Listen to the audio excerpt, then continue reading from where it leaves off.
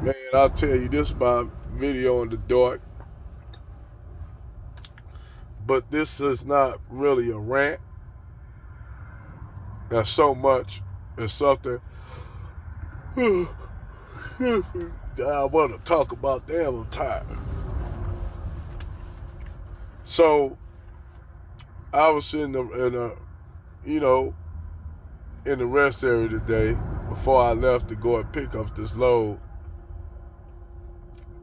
at the Vince at the Vince Lombardi rest area. And I went in, I was there doing me a 34 restart, so I was going in there to buy me a couple cases of water. And all of a sudden I seen this chick, this little sister, with this long red, I guess she had some long red weave in her, a wig, looked like a wig on. And the woman that was with her was this Frankenstein looking ass Karen. Now I looked down at the bottom of her feet, she was handcuffed, both her hands handcuffed, but I seen that she had her legs handcuffed with some ankle cuffs. And the lady walking around with her, and she just walking around like shit, like it just willy-nilly. And I'm looking at this sister walk out like that. That shit, like she ain't shit phasing her. That would have been the most embarrassing moment in my life, to be walked around like that with some chains on my ankles and my arm, looking like a goddamn runaway slave. That's what she looked like, a runaway ass slave. But these black women always run around saying they wanna be a slave for Zaddy. But I wanted to they want to be a slave for Karen too. Cause Karen was just up there smiling and cheesing as she walk out with this black woman, towing this black woman along like a dog, like a puppy dog. That should have been the lowest moment for a black woman ever. That should have been the lowest moment for a black woman ever. You looking at black men and everybody. I mean, you got damn near every walk of life up in there. Every walk of life up in there. You got like Ashkenazi Jews, Arabs, Indians, Hispanics, Asians, Africans.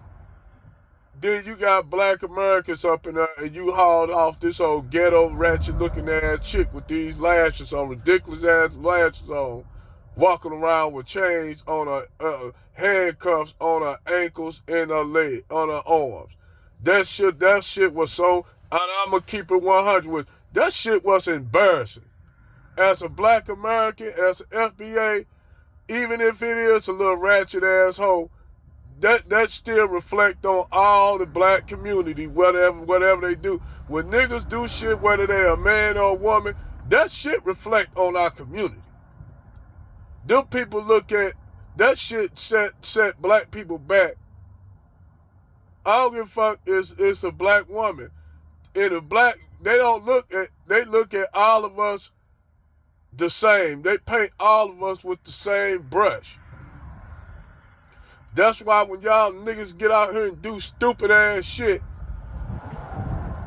whether it be a black woman or a white man, no matter if you divested or you a black dude that's, from a good environment, these white folks brush all y'all ass with the same goddamn brush. They don't look at you no different. I don't give a fuck if you're a black man or a black woman. They do not look at y'all niggas no different. Y'all niggas gotta get over that shit.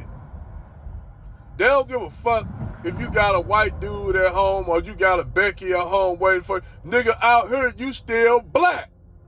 You still a nigga to them. It's a damn black chick was getting assaulted by a white dude. The chick pulled a gun out on him from the back of her pants.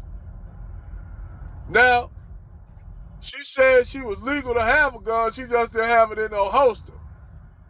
But you know what? The dude was trying to put hands on her, and she pulled the little 22 little gun, 22 out on her, automatic. But guess who got locked up? She did. See, this what we be trying to tell y'all dumbass swirlers and divestors. You attack Zaddy, I'm surprised they didn't shoot her ass for having a gun. I'm surprised they actually didn't shoot her. She got a break. Because that would have been a nigga, they would have gunned that nigga down like a dog in the street. And then that brother probably would have beat shit out that white dude. But you got a big old ass white dude putting his hand on a little chick. This sister wasn't nothing but a $1.10 soaking wet, but she had a gun in her back. So they locked her up. Now that gun, most likely that firearm wasn't legal, because they would have locked her up if it was legal. But I guess they locked her up by the street. She pulled it on somebody out in public. You know, so that's probably the reason why. But last time I checked, that was stand your ground law. See, and that's what these white men, this a message for all you sisters out here. This a message for y'all. If y'all think this white man gonna look at y'all any different than your black male counterpart, think again. You already had a sister that was getting smacked around by a white dude that she didn't even know, and the Karens and all the white folks cheering that shit on. As this dude smacked his sister around. It wasn't no brothers around, wasn't no brother. She didn't have no protection, no covering. Like Crip Shakira said, she didn't have the covering of a man. These are the times when you sisters need a covering of a man. Like I said, a week ago, I seen a fucking Brad, Big Brad, a Super Brad, going off on the Keisha and getting ready to lay hands on her. I think the only reason why he didn't lay hands on her because it was a few brothers that came in there. But other than that, she was talking about why we didn't do shit to defend her.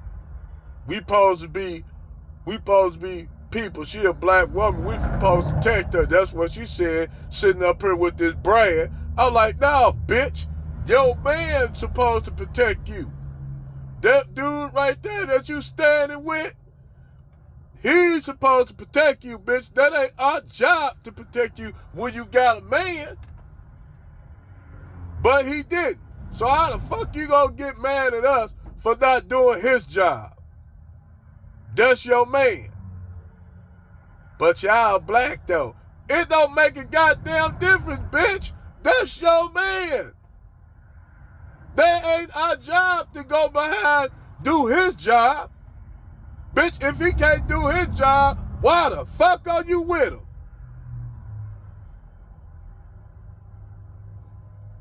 So, like I said, this is what happened when you black women run around and y'all get so comfortable slamming and talking shit about black men because y'all too busy want to ride up and brag on Brad, and Brad don't cover for y'all ass, and then Karen and Brad attack y'all ass, and then y'all look at black men to come save, y'all look at Tyrone and Lamont to come save y'all ass when you get into it with a Brad or Karen.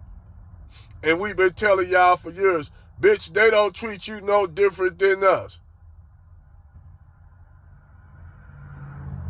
No matter how much you talk about you love your white zaddy, them white men, they gonna defend you against other white men. They got a code. They actually got a code that they go by. If it was a white woman, yeah, that's of their race. That's of their ethnic group. But you ain't nothing but this nigga bitch. Like y'all like to be called by him in the bedroom, my favorite nigga bitch. Like that Shakima chick. Take that as a term of endearment. But then when they call him and Karen call y'all a bitch and get ready to lay some hands on y'all, and then you with a Brad, the same motherfucker that called you a nigga bitch while he blowing your back out. He don't do shit, but you gonna look at us like we supposed to come over there like we some attack dogs. Nah, bitch, you on your own. That's his job, not our job to defend you. You with him. Let him defend you. And if he don't do his job that he's supposed to do as your man, you know what? That's your problem. Over and out.